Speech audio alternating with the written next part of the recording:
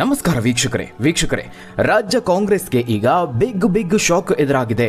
ಕೈ ಸರ್ಕಾರಕ್ಕೆ ತನ್ನದೇ ಕೈಯಿಂದ ಆದಂತಹ ನಿರ್ಧಾರ ಈಗ ಕಂಟಕವಾಗಿ ಪರಿಣಮಿಸಿದೆ. ಯಾರ್ದೋ ದುಡ್ಡು ಇನ್ಯಾರದೋ ಜಾತ್ರೆ ಅಂದ್ರೆ ಇದೇ ನೋಡಿ. ಇಡೀ ರಾಜ್ಯದ ಜನ ರುಚಿಗೆದ್ದಿದ್ದಾರೆ. ಸರ್ಕಾರವನ್ನ ಹಿಗ್ಗಾಮುಗ್ಗ ಜಾಡಿಸ್ತಾ ಇದ್ದಾರೆ. ಕೈ ಸರ್ಕಾರಕ್ಕೆ ಈಗ ಹೈಕೋರ್ಟ್ ಕೂಡ ಶಾಕ್ ಕೊಡುತ್ತಾ ಅನ್ನುವ ಅನುಮಾನ ಮೂಡಿಸಿದೆ. ಕೋಗಿಲು ವಿವಾದ ಈಗ ಸರ್ಕಾರದ ಕೊರಳಿಗೆ ಸುತ್ತಕೊಂಡಿದೆ. ಸಿದ್ದರಾಮಯ್ಯ ಸರ್ಕಾರಕ್ಕೆ ಈ ಒಂದು ಹೆಜ್ಜೆ ಬಹಳ ದೊಡ್ಡ ಲಾಭವನ್ನು ತಂದುಕೊಡುತ್ತೆ ಅಂದ್ಕೊಂಡಿದ್ರು. ಆದರೆ ಅದೇ ಈಗ ತಿರುಗುಬಾಣ ಆಗಿದೆ. ಈ ಘಟನೆಯಿಂದಾಗಿ ಮುಂದಿನ ಬಾರಿ ಕಾಂಗ್ರೆಸ್ ಅಧಿಕಾರಕ್ಕೆ ಬರೋದು ಅನುಮಾನವೇ. ಅಷ್ಟರ ಮಟ್ಟಿಗೆ ಆಕ್ರೋಶ ಭುಗಿಲೆದಿದೆ. ಕಾಂಗ್ರೆಸ್ ಹೈಕಮಾಂಡ್ಗಂತೂ ಇದು ನುಂಗಲಾರದ ತುತ್ತು. ಇದೇ ಕೋಗಿಲು ವಿವಾದಕ್ಕೆ ಸಂಬಂಧಪಟ್ಟಂತೆ 50 ಸೆಕೆಂಡ್ನ ವಿಡಿಯೋ ಒಂದು ಈಗ ಬ್ಲಾಸ್ಟ್ ಆಗಿದೆ. ಸರ್ಕಾರಕ್ಕೆ ಇರಿಸು ಮುರುಸು ಉಂಟು ಮಾಡಿದೆ. ರಾಜ್ಯದ ಜನರಿಂದ ನಾನಾ ಆರೋಪಗಳು ಕೇಳಿ ಬರೋದಕ್ಕೆ ಶುರುವಾಗಿದೆ. ಅಕ್ರಮ ವಲಸಿಗರಿಗೆ, ಪಾಕಿಸ್ತಾನಿಗರಿಗೆ, ಬಾಂಗ್ಲಾದೇಶದವರಿಗೆಲ್ಲ ನಮ್ಮ ಹಣವನ್ನು ಸುರಿಯೋದಕ್ಕೆ ಮುಂದಾಗ್ತಾ ಇದ್ದೀರಾ ಅಂತ ಪ್ರಶ್ನೆ ಮಾಡ್ತಾ ಇದ್ದಾರೆ. ಕಾರಣ ಈ ವಲಸಿಗರು ಯಾರು ಅನ್ನೋ ಪ್ರಶ್ನೆ ಎದುರಾಗಿದೆ. ಅಕ್ರಮವಾಗಿ ನೆಲೆಸಿದ್ದವರ ಸತ್ಯಾಸತ್ಯತೆಯನ್ನು ತಿಳಿಯೋದಕ್ಕೆ ಎನ್ಐಎ ತನಿಖೆಗೆ ನೀಡಬೇಕು ಅನ್ನೋಷ್ಟರ ಮಟ್ಟಿಗೆ ಆಕ್ರೋಶ ಭುಗಿಲೆದ್ದಿರುವಂಥದ್ದು. ಇವರು ಭಾರತದವರೇ ಅನ್ನೋದಕ್ಕೆ ಸೂಕ್ತ ದಾಖಲೆಗಳೇ ಇಲ್ಲ. ಬಾಂಗ್ಲಾದೇಶಿಗರು, ಪಾಕಿಸ್ತಾನಿಗರು ಅಕ್ರಮವಾಗಿ ಇಲ್ಲಿ ಬಂದು ನೆಲೆಸಿರುವಂತಹ ದೊಡ್ಡ ಶಂಕೆ ವ್ಯಕ್ತವಾಗಿದೆ. ಆದರೆ ಹಿಂದೂ ಮುಂದೂ ನೋಡದೆ ಅಕ್ರಮವಾಗಿ ನೆಲೆಸಿದ್ದವರಿಗೆ ಪರಿಹಾರ ಕೊಡ್ತೇವೆ ಅಂತ, ಫ್ಲ್ಯಾಟ್ಗಳನ್ನು ಕೊಡ್ತೀವಿ ಅಂತ ಸಿದ್ದರಾಮಯ್ಯ ಅವರು ಘೋಷಣೆ ಮಾಡ್ತಾರೆ. ಈ ಘೋಷಣೆ ಇದೀಗ ಇಡೀ ಸರ್ಕಾರಕ್ಕೆ ಮುಳ್ಳಾಗಿದೆ. ಜನ ಕಷ್ಟಪಟ್ಟು ದುಡಿದಂತಹ ಹಣ ಕಂಡವರ ಪಾಲಾಗುತ್ತಾ? ವಲಸೆ ಬಂದವರಿಗೆ ಕೋಟಿ ಹಣ ಸುರಿಯೋದಕ್ಕೆ ಮುಂದಾಗ್ತಾ ಇದೆಯಾ ಅಂತ ಜನ ರೊಚ್ಚಿಗೆದ್ದಿದ್ದಾರೆ. ಹಾಗಾದ್ರೆ ಆ ಸ್ಫೋಟಕ ವಿಡಿಯೋದಲ್ಲಿ ಅಂಥದ್ದೇನಿದೆ? ಸರ್ಕಾರದ ಬಂಡವಾಳ ಬಟಾ ಬಯಲಾಯ್ತಾ? ಕೈ ಸರ್ಕಾರಕ್ಕೆ ಹೈಕೋರ್ಟ್ ಶಾಕ್ ಕೊಡುತ್ತಾ? ಕನ್ನಡಿಗರಿಗೆ ಇದೆಂತಹ ದ್ರೋಹ? ಏನಿದು ಕಣ್ಣ ಮುಚ್ಚಾಲೆ ಆಟ? ಅಕ್ರಮ ವಲಸಿಗರಿಗೆ ಭಾರಿ ವಸತಿ ಭಾಗ್ಯಾನ? 50 ಸೆಕೆಂಡ್ನ ವಿಡಿಯೋದಲ್ಲಿ ಅಂಥದ್ದೇನಿದೆ? ಆ ಎಲ್ಲದರ ಬಗ್ಗೆ ವರದಿ ಇದೆ, ನೋಡೋಣ. ವೀಕ್ಷಕರೇ, ಸದ್ಯ ರಾಜ್ಯದಲ್ಲಿ ಬಳ್ಳಾರಿ ಫೈರಿಂಗ್, ಕೋಗಿಲು ವಿವಾದದ್ದೇ ಸದ್ದು. ಕ್ಯಾಬಿನೆಟ್ ಮೀಟಿಂಗ್ನಲ್ಲೂ ಕೂಡ ಇದೇ ವಿಚಾರ ಸದ್ದು ಮಾಡ್ತಾ ಇದೆ.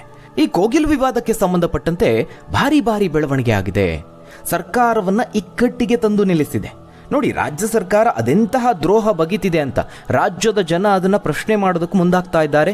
ಯಾಕಂದ್ರೆ ವರ್ಷಾನುಗಟ್ಟಲೆ ಕಾದು ಕುಳಿತು ಮುಂಗಡ ಹಣವನ್ನೂ ಕೂಡ ಪಾವತಿ ಮಾಡಿ ಇವತ್ತಲ್ಲ ನಾಳೆ ಮನೆ ಸಿಗುತ್ತೆ ಅಂತ ಕಾಯ್ಕೊಂಡಿದ್ದವರಿಗೇನೆ ಸಿಗ್ತಾ ಇಲ್ಲ. ಆದರೆ ಸರ್ಕಾರಿ ಜಾಗವನ್ನ ಒತ್ತುವರಿ ಮಾಡಿ ಅಕ್ರಮವಾಗಿ ನೆಲೆಸಿದ್ದವರಿಗೆ ಫಟಾಫಟ್ ಅಂತ ಮನೆ ಕೊಡೋದಕ್ಕೆ ಮುಂದಾಗ್ತಾ ಇದ್ದಾರೆ. ಇದ್ದಕ್ಕಿದ್ದಂತೆ ಬಂದವರು ಈಗ ಕಳೆದ 30 ವರ್ಷದ ಲೆಕ್ಕವನ್ನು ಕೊಡ್ತಾ ಇದ್ದಾರೆ. 30 ವರ್ಷದಿಂದ ನಾವಿಲ್ಲೇ ನೆಲೆಸಿದ್ದೀವಿ ಅಂತ ಹೇಳ್ತಿದ್ದಾರೆ. ಆದರೆ ಸೂಕ್ತ ದಾಖಲೆಗಳಿಲ್ಲ ಅವರ ಬಳಿ. 6 ತಿಂಗಳ ಹಿಂದಿನ ಗೂಗಲ್ ಮ್ಯಾಪ್ ಅನ್ನು ತೆಗೆದ್ರೂ ಕೂಡ ಮನೆ ಇರುವಂತಹ ಕುರುಹೇ ಇಲ್ಲ ಅಲ್ಲಿ. ಇನ್ನು ಪಶ್ಚಿಮ ಬಂಗಾಳ ರಿಜಿಸ್ಟ್ರೇಷನ್ ಇರುವ ಬೈಕ್ ಕೂಡ ಅಲ್ಲಿ ಅವರ ಬಳಿ ಪತ್ತೆಯಾಗಿದೆ. ಕಾಂಗ್ರೆಸ್ ಮುಖಂಡನೋರ್ವ ವಾಸಿಂ ಅನ್ನುವ ವ್ಯಕ್ತಿ ಅಗ್ರಿಮೆಂಟ್ ಮಾಡಿಕೊಟ್ಟಿದ್ದಾನೆ ಅಂತ ಅಲ್ಲಿರುವಂಥವ್ರು ಹೇಳ್ತಿದ್ದಾರೆ. ಎಲ್ಲರ ಬಳಿ 4 ರಿಂದ 5 ಲಕ್ಷ ಹಣವನ್ನು ಪಡೆದು ಅಗ್ರಿಮೆಂಟ್ ಮಾಡಿಕೊಟ್ಟಿದ್ದಾರೆ ಅಂತ ಅಲ್ಲಿನ ಅಕ್ರಮ ನಿವಾಸಿಗಳೇ ಹೇಳ್ತಿರುವಂಥದ್ದು ಇದನ್ನು. ಇನ್ನು ಯಾರು ಅಗ್ರಿಮೆಂಟ್ ಮಾಡಿಕೊಟ್ಟಿದ್ದಾನೆ ಆ ವ್ಯಕ್ತಿ ಕಾಂಗ್ರೆಸ್ ಮಿನಿಸ್ಟರ್ ಜೊತೆಗೆ ಇರುವ ಫೋಟೋವನ್ನು ಈಗಾಗಲೇ ಬಿಜೆಪಿ ಬಿಡುಗಡೆ ಮಾಡಿದೆ. ಬಹಳ ಅಚ್ಚರಿ ಮೂಡಿಸ್ತಾ ಇದೆ ಈ ಅಕ್ರಮ ನಿವಾಸಿಗಳ ಮಾತುಗಳು. ಏಕಾಏಕಿಯಲ್ಲಿ ಬಂದು ಶೆಡ್ಗಳನ್ನು ನಿರ್ಮಾಣ ಮಾಡಿಕೊಂಡಿದ್ದಾರೆ. ಅಷ್ಟು ಮಾತ್ರ ಅಲ್ಲ, ಪವರ್ ಕನೆಕ್ಷನ್ ಸಿಕ್ಕಿದೆ, ಸುಸಜ್ಜಿತವಾದ ವ್ಯವಸ್ಥೆ ಇದೆ ಅಂತ ಹೇಳಿದ್ರೆ ಇದೆಲ್ಲ ಯಾರ ಕುಮ್ಮಕ್ಕಿಂದ ಸಾಧ್ಯ ಆಯಿತು? ಹಾಗಾದರೆ ರಾಜ್ಯದಲ್ಲಿ ಯಾರು ಬೇಕಾದರೂ ಎಲ್ಲಿ ಬೇಕಾದರೂ ಸರ್ಕಾರಿ ಜಾಗದಲ್ಲಿ ನಿರಾಶ್ರಿತರು ತಮ್ಮ ನೆಲೆಗಳನ್ನು ಕಂಡುಕೊಡಬಹುದಾ? ನಿಯತ್ತಾಗಿ ಹಣ ಕಟ್ಟಿ ಲೈಸೆನ್ಸ್ ಮಾಡಿಕೊಂಡು ಸಂಪರ್ಕವನ್ನು ಪಡೆದುಕೊಳ್ಳೋದೇ ಬಹಳ ಕಷ್ಟ ಆಗಿದೆ ಈ ಸರ್ಕಾರದಲ್ಲಿ. ಆದರೆ ಇಷ್ಟೆಲ್ಲ ವ್ಯವಸ್ಥೆ ಆ ಅಕ್ರಮ ನಿವಾಸಿಗಳಿಗೆ ಹೇಗೆ ಸಿಕ್ತು? ಅಲ್ಲಿ ಕೆಲವರ ಹತ್ರ ರೇಷನ್ ಕಾರ್ಡ್ ಕೂಡ ಪತ್ತೆಯಾಗಿದೆ, ಕೆಲವರ ಹತ್ರ ವೋಟರ್ ಐ ಡಿ ಇದೆ, ಇನ್ನು ಕೆಲವರ ಹತ್ರ ಯಾವುದೂ ಕೂಡ ಇಲ್ಲ.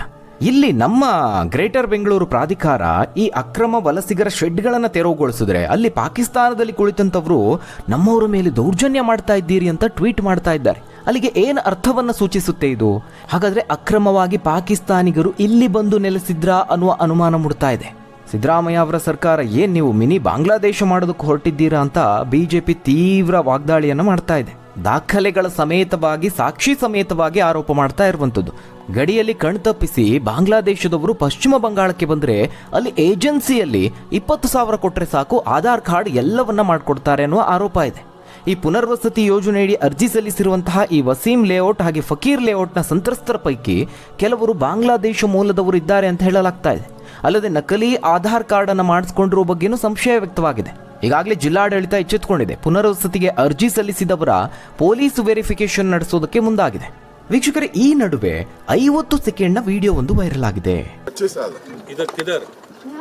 25 साल से इधर 25 साल के पीछे क्या थे इधर खाड़े कुत्ते यहाँ लेके बन लेके आए सर। ಕನ್ನಡದ ಮಾತಾಡ್ತಾರೆ. ಟಿಪ್ಟೂರು ಅಂದ್ರೆ ಕನ್ನಡ ಚೆನ್ನಾಗಿ ಬರಬೇಕು ಆ ಯಮ್ಮನಿಗೆ. ತಿಪ್ಟೂರು ಅಂದ್ರೆ ಕನ್ನಡ ಬರ್ತದಲ್ಲಮ್ಮ ಅಲ್ಲಿ. ಬರುತ್ತೆ ಸರ್ ಒಂದೊಂದು ಸ್ವಲ್ಪ ಬರೋದು. ಇಲ್ಲಿ ಕರ್ಕೊಂಬಂದು ಬಿಟ್ಟವ್ರ ನಿಮ್ಮನ್ನ. ಯಾರು ಗೊತ್ತಿಲ್ಲ. ಅಲ್ಲಮ್ಮ ಇಲ್ಲಿ ಯಾರು ನಿಮ್ದ ಸೈಟ್ ಇದು. ವಿಪಕ್ಷ ನಾಯಕ ಆರ್ ಅಶೋಕ್ ಅವರು ಕೋಗಿಲು ಬಡಾವಣೆಗೆ ಭೇಟಿ ನೀಡಿದ ಸಂದರ್ಭದಲ್ಲಿ ಮನೆ ಕೇಳ್ತಾ ಇದ್ದ ಓರ್ವ ಬುರ್ಖಾಧಾರಿ ಮಹಿಳೆಯನ್ನ ಪ್ರಶ್ನೆ ಮಾಡಲಾಗಿದೆ.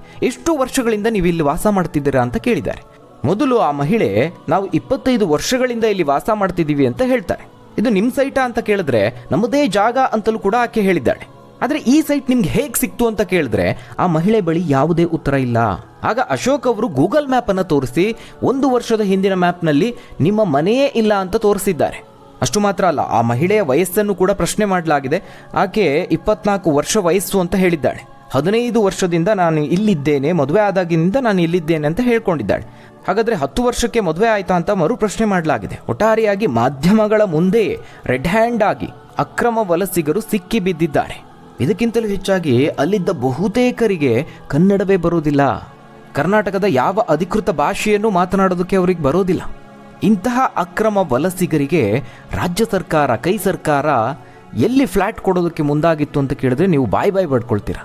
ಬೆಂಗಳೂರಿನ ಬಯಪ್ಪನಹಳ್ಳಿಯ ರಾಜೀವ್ ಗಾಂಧಿ ವಸತಿ ನಿಗಮದ ಅಪಾರ್ಟ್ಮೆಂಟ್ನಲ್ಲಿ ಫ್ಲ್ಯಾಟ್ ಕೊಡೋದಕ್ಕೆ ಮುಂದಾಗಿದೆ.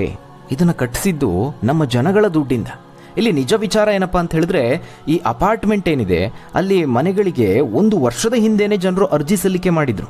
1188 ಫ್ಲ್ಯಾಟ್ಗಳು ಅಥವಾ ಮನೆಗಳು ಕೊಡೋದಕ್ಕಿತ್ತು. ಅದಕ್ಕೆ 594 ಮಂದಿ ಅರ್ಜಿ ಸಲ್ಲಿಕೆ ಮಾಡಿ 1 ವರ್ಷ ಆಯಿತು. ಅವ್ರಿಗೆ ಇನ್ನೂ ಕೂಡ ಮನೆ ಸಿಕ್ಕಿಲ್ಲ. BBMPಯಿಂದ ಹಣ ಬಿಡುಗಡೆ ಆಗಿಲ್ಲ ಅನ್ನೋ ಕಾರಣವನ್ನು ಕೊಟ್ಟು ಮನೆ ಹಂಚಿಕೆ ಮಾಡಿಲ್ಲ. ಇನ್ನು ಕೆಲವರು 50,000 ರೂಪಾಯಿ ಮುಂಗಡ ಹಣವನ್ನು ಪಾವತಿ ಮಾಡಿದ್ರು ಕೂಡ ಸಂಪೂರ್ಣ ಹಣವನ್ನು ಪಾವತಿ ಮಾಡಿಲ್ಲ ಅನ್ನೋ ಕಾರಣ ನೀಡಿ ಮನೆಯನ್ನು ವಿತರಣೆ ಮಾಡಿಲ್ಲ.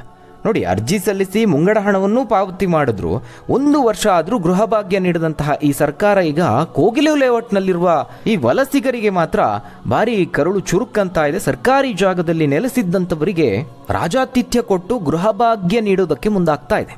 ಬಯಪ್ಪನಹಳ್ಳಿ ಅಪಾರ್ಟ್ಮೆಂಟ್ನಲ್ಲಿ 593 ಮನೆಗಳನ್ನು ಹಂಚಿಕೆ ಮಾಡೋದಕ್ಕೆ ಬಾಕಿ ಇದೆ. ಸದ್ಯ ಈಗ ಶಾಸಕರ ಕೋಟಾದಡಿ ಮಾತ್ರ ಮನೆ ನೀಡೋದಕ್ಕೆ ಸಾಧ್ಯ ಇದೆ. ಇದೇ ಶಾಸಕರ ಕೋಟಾದಡಿನೇ ಕೋಗಿಲು ನಿರಾಶ್ರಿತರಿಗೆ ಮನೆ ನೀಡೋದಕ್ಕೆ ಸರ್ಕಾರ ಮುಂದಾಗಿರುವಂಥದ್ದು. ಮತ್ತೊಂದು ಅಚ್ಚರಿಯ ಸಂಗತಿ ಏನಪ್ಪಾ ಅಂದರೆ, ಈ ಕೋಗಿಲು ಲೇಔಟ್ನಲ್ಲಿ 167 ಮನೆಗಳನ್ನು ನೆಲಸಮ ಮಾಡಲಾಗಿದೆ. ಆದರೆ ಹೊಸ ಫ್ಲ್ಯಾಟ್ಗೆ ಅರ್ಜಿ ಸಲ್ಲಿಸಿರೋರ ಸಂಖ್ಯೆ 250. ಇದು ಕೂಡ ಹೊಸ ತಲೆನೋವು. ಇನ್ನು ಕೈ ಸರ್ಕಾರ ಕೂಡ ಕೇರಳಿಗರ ಕೈಗೊಂಬೆ ಆಗಿದೆಯಾ? ಈ ರೀತಿಯಾಗಿಯೂ ಕನ್ನಡಿಗರು ಪ್ರಶ್ನೆ ಮಾಡ್ತಾ ಇದ್ದಾರೆ. ಯಾಕಂದ್ರೆ ಗ್ರೇಟರ್ ಬೆಂಗಳೂರು ಪ್ರಾಧಿಕಾರ ಅಕ್ರಮ ಮನೆಗಳನ್ನು ತೆರವು ಮಾಡ್ತಿದ್ದ ಹಾಗೆ ಕೇರಳ ಸರ್ಕಾರ ಬಾಯ್ ಬಡ್ಕೊಳ್ಳೋದಕ್ಕೆ ಶುರು ಮಾಡಿತು.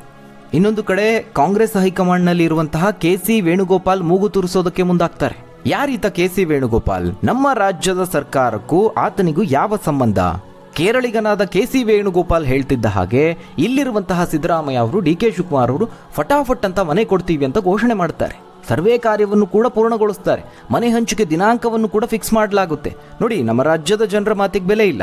ಆದರೆ ನಮ್ಮ ರಾಜ್ಯಕ್ಕೂ KC ವೇಣುಗೋಪಾಲ್ಗೂ ಯಾವುದೇ ರೀತಿಯ ಸಂಬಂಧ ಇಲ್ಲ. ಆತ ಹೇಳ್ತಿದ್ದ ಹಾಗೆ ಇಲ್ಲಿ ಅವರು ಬಾಯಿ ಮುಚ್ಕೊಂಡು ಕೆಲಸವನ್ನು ಮಾಡ್ತಾರೆ. ನೀವು ಇತ್ತೀಚಿನ KC ವೇಣುಗೋಪಾಲ್ ಹಾಗೆ ಸಿದ್ದರಾಮಯ್ಯ, DK ಶಿವಕುಮಾರ್ ಅವರ ಭೇಟಿಯ ಸಂದರ್ಭದಲ್ಲಿನ ಒಂದು ಫೋಟೋವನ್ನು ನೀವು ಗಮನಿಸಿರಬಹುದು. ಅದರಲ್ಲಿ KC ವೇಣುಗೋಪಾಲ್ ಕಾಲ್ ಮೇಲೆ ಕಾಲು ಹಾಕೊಂಡು ಇಬ್ಬರ ಬಳಿ ಮಾತನಾಡ್ತಾ ಇದ್ದಾರೆ. ಅಲ್ಲಿಗೆ ಅಧಿಕಾರ ಬೇಕು ಅಂದರೆ ಯಾರ ಕೈಕಾಲು ಹಿಡಿಯೋದಕ್ಕೂ ಇವರು ರೆಡಿ ಇರ್ತಾರೆ ಅನ್ನೋದಕ್ಕೆ ಇದು ಉತ್ತಮ ಉದಾಹರಣೆ. ರಾಜ್ಯದಲ್ಲಿರುವ ಸರ್ಕಾರ ಕೇರಳದ ಅಥವಾ ಕರ್ನಾಟಕದ ಅನ್ನುವ ಪ್ರಶ್ನೆ ಮೂಡ್ತಾ ಇದೆ. ಮತ್ತೊಂದು ವಿಚಾರ ಅಂದರೆ, ಮನೆ ತೆರವುಗೊಳಿಸ್ತಿದ್ದ ಹಾಗೆ ಆ ಅಕ್ರಮ ವಲಸಿಗರು ಕೋರ್ಟ್ ಮೊರೆ ಹೋಗುವಷ್ಟು ಧೈರ್ಯ ಮಾಡ್ತಾ ಇದ್ದಾರೆ. ಸರ್ಕಾರಿ ಜಾಗವನ್ನು ಆಕ್ರಮಣ ಮಾಡ್ಕೊಂಡಿದ್ದೇ ದೊಡ್ಡ ತಪ್ಪು. ಕ್ರಿಮಿನಲ್ ಮೊಕದ್ದಮೆ ಹೂಡಬೇಕು ಇವರ ಮೇಲೆ. ಅಂಥದ್ರಲ್ಲಿ ಕೋರ್ಟ್ ಮೊರೆ ಹೋಗ್ತಾ ಇದ್ದಾರೆ. ಇನ್ನು ಸರ್ಕಾರದ ಮನೆ ಕೊಡುವ ನಿರ್ಧಾರ ಕೂಡ ಕೋರ್ಟ್ ಚಾಟಿ ಬೀಸೋದ್ರಲ್ಲಿ ಯಾವುದೇ ಅನುಮಾನ ಇಲ್ಲ. ಯಾಕಂದರೆ ರಾಜ್ಯದಲ್ಲಿ ನಮ್ಮ ರಾಜ್ಯದ ಅಭಿವೃದ್ಧಿಗಾಗಿ ಭೂಮಿ ಕಳ್ಕೊಂಡವರು ಸಾಕಷ್ಟು ಜನ ಇದ್ದಾರೆ. ನಮ್ಮವರೇ ನಿರಾಶ್ರಿತರು ಲಕ್ಷಾಂತರ ಮಂದಿ ಇರುವಾಗ ಬೇರೆಯವರಿಗೆ ಯಾಕೆ ಮನೆ ಕೊಡಬೇಕು?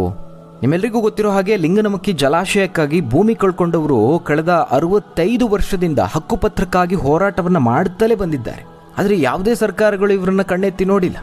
ಇನ್ನು ಕೊಡಗು ಪ್ರವಾಹ ಸಂತ್ರಸ್ತರು ಕೂಡ ಇದ್ದಾರೆ, ಅವರಿಗೂ ಪರಿಹಾರ ಸಿಕ್ಕಿಲ್ಲ. ಅದೇ ರೀತಿ ಕೃಷ್ಣಾ ಮೇಲ್ದಂಡೆ ಯೋಜನೆಯ ಸಂತ್ರಸ್ತರಿದ್ದಾರೆ. ಇಂಡಸ್ಟ್ರಿಯಲ್ ಏರಿಯಾಕ್ಕೆ ಭೂಮಿ ಕೊಟ್ಟಂತವರಿಗೂ ಈ ಸರ್ಕಾರಕ್ಕೆ ಸರಿಯಾದ ರೀತಿಯಲ್ಲಿ ನೆರವು ಕೊಡೋದಕ್ಕೆ ಸಾಧ್ಯ ಆಗಿಲ್ಲ. ಆದರೆ ಕೋಗಿಲು ನಿವಾಸಿಗಳನ್ನು ಕಂಡ್ರೆ ಮಾತ್ರ ಬಹಳ ಪ್ರೀತಿ. ಇನ್ನು ವೀಕ್ಷಕರೇ, ಈ ಒಂದು ಘಟನೆ ಸಹಜವಾಗಿ ಬಿಜೆಪಿಗೆ ಒಂದು ದೊಡ್ಡ ಅಸ್ತ್ರವಾಗಿದೆ. ಯಾಕಂದ್ರೆ ಸರ್ಕಾರಿ ಜಾಗದಲ್ಲಿ ವಿದ್ಯುತ್ ಸಂಪರ್ಕವನ್ನ ಪಡೆದುಕೊಂಡಿದ್ದು ಹೇಗೆ? ಇದು ಅಕ್ರಮ ಅಲ್ವಾ ಅಂತ ಬಿಜೆಪಿ ಪ್ರಶ್ನೆ ಮಾಡ್ತಾ ಇದೆ. ಅಲ್ಲಿ ಮನೆ ಕಟ್ಟಿದಂಥವರ ಮೇಲೆ ಕ್ರಿಮಿನಲ್ ಮೊಕದ್ದಮೆಯನ್ನು ಹೂಡಬೇಕಿತ್ತು. ವಿದ್ಯುತ್ ಸಂಪರ್ಕ ನೀಡಿದವರ ಮೇಲೂ ಕ್ರಮ ಕೈಗೊಳ್ಳಬೇಕಿತ್ತು. ಸರ್ಕಾರ ತರಾತುರಿಯಲ್ಲಿ ಮನೆ ಕೊಟ್ಟರೆ ಅದನ್ನು ನಾವು ಕೋರ್ಟ್ನಲ್ಲಿ ಪ್ರಶ್ನೆ ಮಾಡ್ತೀವಿ, ರಾಜ್ಯಪಾಲರಿಗೂ ಮನವಿ ಕೊಡ್ತೀವಿ ಅಂತ ಬಿಜೆಪಿ ಈಗ ಗುಡುತ್ತಾ ಇದೆ. ಈ ಸಂಬಂಧ ಜನವರಿ 5ಕ್ಕೆ ಪ್ರತಿಭಟನೆಯನ್ನು ಕೈಗೊಂಡಿದೆ. ಮತ್ತೊಂದು ಕಡೆ ಬಿಜೆಪಿ ಸತ್ಯಶೋಧನೆಗೆ ಮುಂದಾಗಿದೆ. ಈ ಕೋಗಿಲು ಲೇಔಟ್ಗೆ ಸಂಬಂಧಪಟ್ಟಂತೆ ಮನೆಗಳನ್ನು ಹೇಗೆ ಬೇಕೋ ಹಾಗೆ ಹಂಚಿಕೆ ಮಾಡೋದಕ್ಕೆ ಸಾಧ್ಯ ಇಲ್ಲ. ಮನೆಗಳನ್ನು ಕೊಡಬೇಕು ಅಂದರೆ, ನಿರಾಶ್ರಿತರು ಅಂತ ಹೇಳಬೇಕು ಅಂದರೆ ಅದಕ್ಕೆ ಸೂಕ್ತ ದಾಖಲೆಗಳು ಬೇಕಾಗುತ್ತೆ. ಇದು ಯಾವುದೇ ಆ್ಯಂಗಲ್ನಲ್ಲೂ ವಿಶೇಷ ಪ್ರಕರಣ ಅಲ್ಲ ಅಂತ ಬಿಜೆಪಿ ವಾದಿಸ್ತಾ ಇದೆ. ಒಟ್ಟಾರೆಯಾಗಿ ಕೋಗಿಲು ಪ್ರಕರಣ ರಾಜ್ಯ ಸರ್ಕಾರದ ಕೊರಳಿಗೆ ಸುತ್ತಕೊಂಡಿದೆ, ರಾಜ್ಯದ ಜನರನ್ನು ರೊಚ್ಚಿಗೆಬ್ಬಿಸಿದೆ. ಹಾಗಾದರೆ ವೀಕ್ಷಕರೇ, ಸರ್ಕಾರದ ಈ ನಿರ್ಧಾರದ ಬಗ್ಗೆ ನೀವೇನಂತೀರಾ? ನಿಮ್ಮ ಅನಿಸಿಕೆ ಅಭಿಪ್ರಾಯಗಳನ್ನು ಕಮೆಂಟ್ ಮೂಲಕವಾಗಿ ತಿಳಿಸಿ. ಧನ್ಯವಾದಗಳು ವೀಕ್ಷಕರೇ.